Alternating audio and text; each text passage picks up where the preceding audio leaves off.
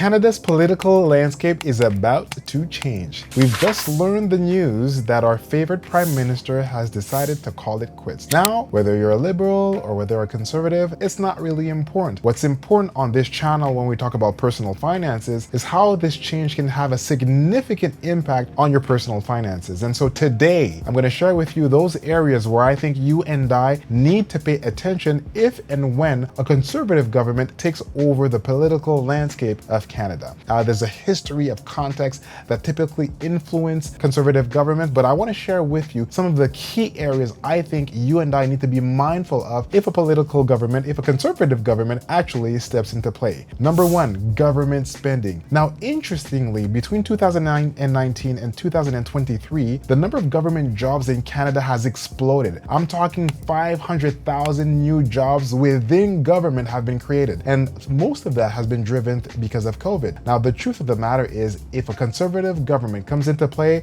guess what? They're gonna chop some blocks and chop some heads. So we should expect to see a decrease in overall headcount within the government and the public sector bodies over the next few years. Now, this is important because government employment has essentially increased 13% over the past 4 years, whereas in the private sector, that growth is closer to 5 to 6%. So in other words, government accounts for over 20% of our overall employment numbers in Canada, and that's just way too high. Now, if you want to compare apples to apple between July 2020 and July 2022, the Fraser Institute indicates that the employment grew at a rate of 9.4% in the public sector, and that rate is just over 0.4% in the private sector. Now, we all know that what typically drives an economy is not public sector jobs, it's actually private sector jobs, and that's where you typically want to see your growth. Now, this is not a ding on our public sector people and the type of work that they're doing. That's not a ding on them at all. But the growth that we've seen over the past few years is not only unsustainable, but also it sends the wrong signal in our economy, because economies grow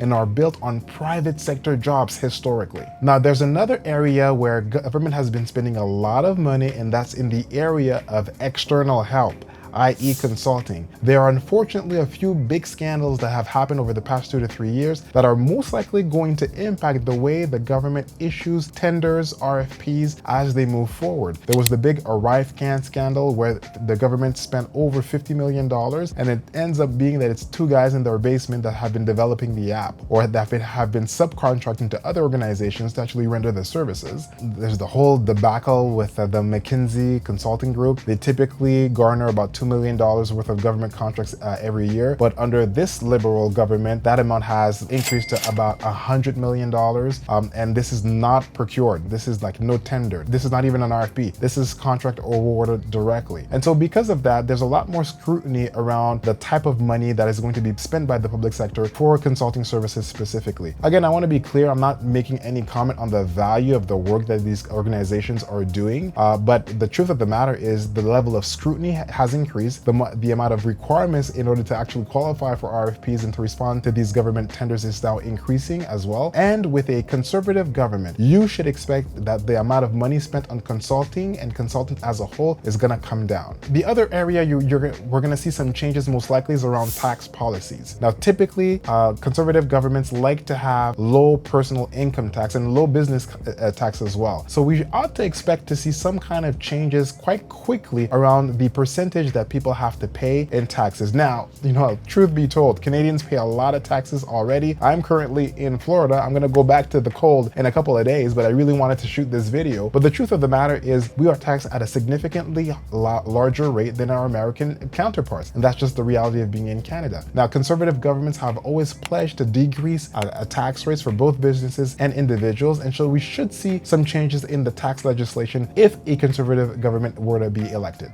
Energy and carbon tax reform. Now, I think it's pretty clear that the conservative government doesn't really believe in the whole idea of that carbon tax, particularly when you're paying a lot more at the gas pump in order to fill in your tax. And so we ought to see some pretty significant and aggressive reversal on certain tax policies that the liberal government has been pushing very hard over the past few years. The whole green tax, the whole carbon emissions tax, and all those fun taxes that you and I are paying for may change over time. Now, the next one is a very big one. housing market dynamics. Now, the prices of homes has significantly increased over the past 5 years, and significantly increased means like 30 to 40%. There's a generation of people that have completely lost the dream or the aspiration of purchasing a house, and that's quite significant. And so I expect to see the conservative government to come in and really try and position and make changes in order to get a bit more balance in the housing market. Now, truth be told, this is going to be extremely difficult to do. The reason for that is because if you make housing more accessible,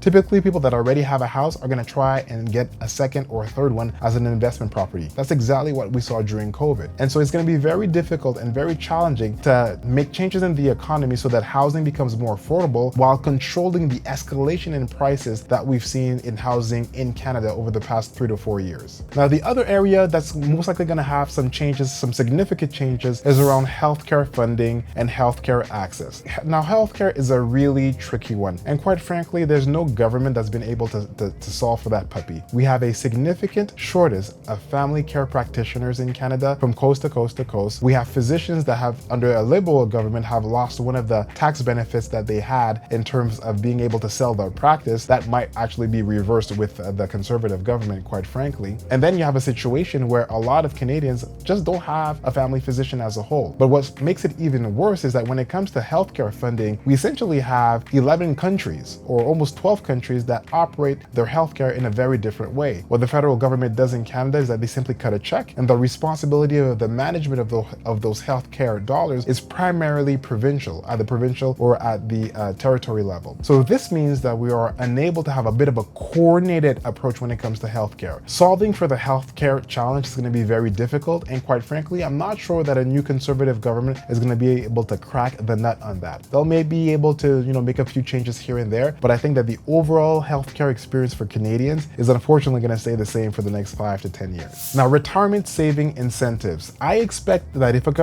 with a Conservative government, we'll see some significant changes on how retirements are being managed. And what I mean by significant is simply using the existing tools that we have today, but increasing their value over time. So whether it's the TSFA, the tax-free saving account, or whether it's the RRSP, the Registered Retirement Savings Plan, or any combination of housing-related tools that can help you save up your down payment for a house. All of these retirement saving plans, I think, are going to get a bump up with a Conservative government. Now, another big changes from my perspective is most likely going to be about business and entrepreneurship support. And so I suspect that with a Conservative government, you're going to see a lot more attention on the mom and pop shop, which I am, by the way. And by the way, please subscribe to this channel, smash the like button, and share this video with a friend. So I think that you're going to see a huge change in terms of investment in small and medium businesses. That is what drives our economy in Canada and in the US. It's not the federal government, quite frankly, but most jobs come from people like me, people like you, starting their own businesses in their basement, trying to hustle with digital products and in the digital economy, and building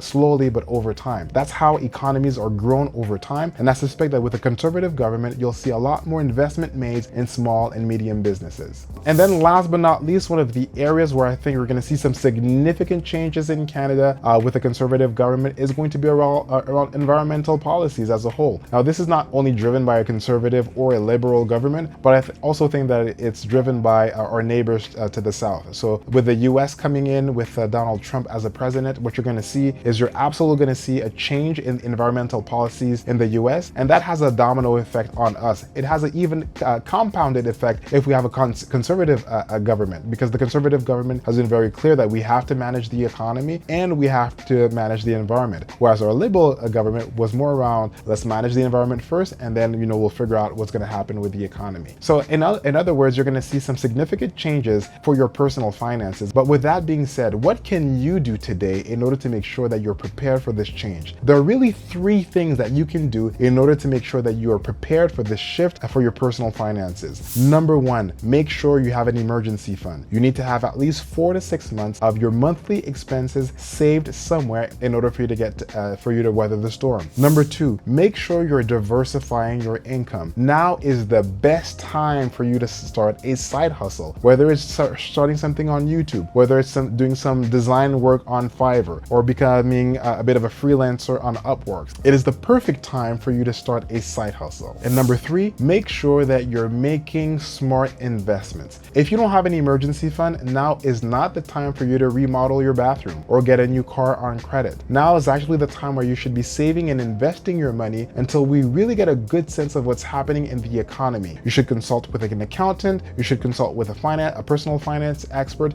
to make sure that you're making the smart investments in order to weather the storm. Thanks so much for tuning in, and I'll catch you on the next one.